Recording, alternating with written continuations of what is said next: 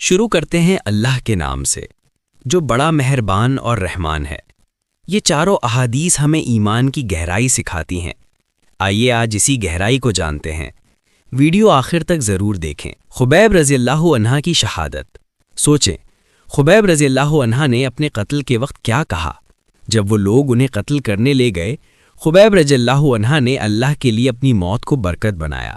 ان کی شہادت نے صحابہ کے دلوں میں ایمان اور استقامت کو مزید مضبوط کر دیا۔ اللہ کی غیرت و فواحش۔ غور کریں، اللہ تعالیٰ نے فواحش کو کیوں حرام قرار دیا؟ اللہ سے بڑھ کر کوئی غیرت مند نہیں، اسی لیے اس نے فواحش کو حرام قرار دیا۔ ہر مسلمان کو اپنی زندگی میں پاکیزگی اور پرہیزگاری پر عمل کرنا چاہیے تاکہ اللہ کی رضا شامل ہو۔ اللہ کی رحمت و غضب۔ دیکھیں، اللہ کی رحمت اور غضب کے درمیان اصل حقیقت کیا ہے؟ اللہ کی رحمت ہر چیز پر غالب ہے اور یہ حقیقت عرش پر بھی لکھی گئی ہے۔ یہ ہمیں یاد دلاتی ہے کہ ہر حال میں اللہ کی رحمت کی طرف رجوع کریں اور اس پر بھروسہ رکھیں۔ اللہ تعالیٰ کے قریب ہونے کا وعدہ۔ سنیں، اللہ تعالیٰ اپنے بندے کے ساتھ کس طرح قریب ہوتا ہے۔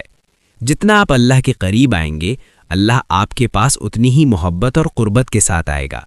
یہ وعدہ ہمیں یاد دلاتا ہے کہ دعا، ذکر اور اللہ کی یاد میں وقت گزارنا کتنا ضروری ہے۔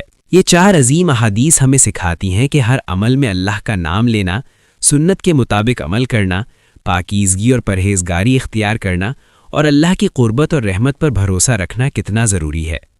آپ بھی اپنی زندگی میں ان اصولوں کو اپنائیں اور سنت کے مطابق زندگی گزاریں۔ آئیے اب نبی پاک صلی اللہ علیہ وسلم کی احادیث سنتے ہیں۔ حدیث نمبر 1۔ ابو ہریرہ رضی اللہ عنہ نے بیان کیا کہ نبی کریم صلی اللہ علیہ وسلم نے ازل اور قارا والوں کی درخواست پر 10 اکابر صحابہ کو، جن میں خبیب رضی اللہ عنہ بھی تھے، ان کے ہاں بھیجا۔ ابن شہاب نے کہا کہ مجھے عبید اللہ بن ایاز نے خبر دی کہ حارث کی صاحبزادی زینب نے انہیں بتایا کہ جب لوگ خبیب رضی اللہ عنہ کو قتل کرنے کے لیے آمادہ ہوئے اور وہ قید میں تھے، تو اسی زمانے میں انہوں نے ان سے صفائی کرنے کے لیے استرا لیا تھا۔ جب وہ لوگ خبیب رضی اللہ عنہ کو حرم سے باہر قتل کرنے لے گئے تو انہوں نے یہ اشعار کہے، اور جب میں مسلمان ہونے کی حالت میں قتل کیا جا رہا ہوں تو مجھے اس کی پرواہ نہیں کہ مجھے کس پہلو پر قتل کیا جائے گا، اور میرا یہ مرنا اللہ کے لیے ہے، اور اگر وہ چاہے گا تو میرے ٹکڑے ٹکڑے کیے ہوئے اعضاء پر برکت نازل کرے گا۔ پھر ابن الحارث نے انہیں قتل کر دیا، اور نبی کریم صلی اللہ علیہ وسلم نے اپنے صحابہ کو اس حادثے کی اطلاع اسی دن دی تھی جس دن یہ حضرات شہید کیے گئے تھے۔ صحیح بخاری۔ حدیث نمبر 2۔ عبداللہ رضی اللہ عنہ نے بیان کیا کہ نبی کریم صلی اللہ علیہ وسلم نے فرمایا، کوئی بھی اللہ سے زیادہ غیرت مند نہیں، اور اسی لیے اس نے فواحش کو حرام قرار دیا ہے، اور اللہ سے زیادہ کوئی تعریف پسند کرنے والا نہیں۔ صحیح بخاری۔ حدیث نمبر 3۔ ابو ہریرہ رضی اللہ عنہ نے بیان کیا کہ نبی کریم صلی اللہ علیہ وسلم نے فرمایا، اللہ تعالیٰ نے مخلوق کو پیدا کیا تو اس نے اپنی کتاب میں سے لکھا، اس نے اپنی ذات کے متعلق بھی لکھا، اور یہ اب بھی عرش پر لکھا ہوا موجود ہے کہ میری رحمت میرے غضب پر غالب ہے۔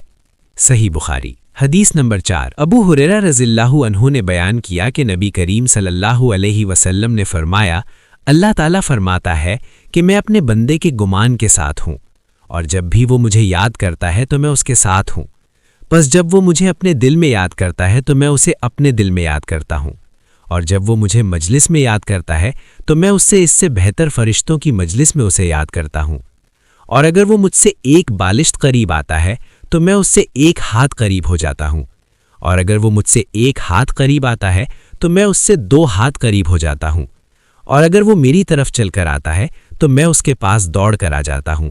صحیح بخاری۔ یا اللہ، اپنے پیارے نبی حضرت محمد صلی اللہ علیہ وآلہ وسلم کے صدقے عمل کرنے کی توفیق عطا فرما۔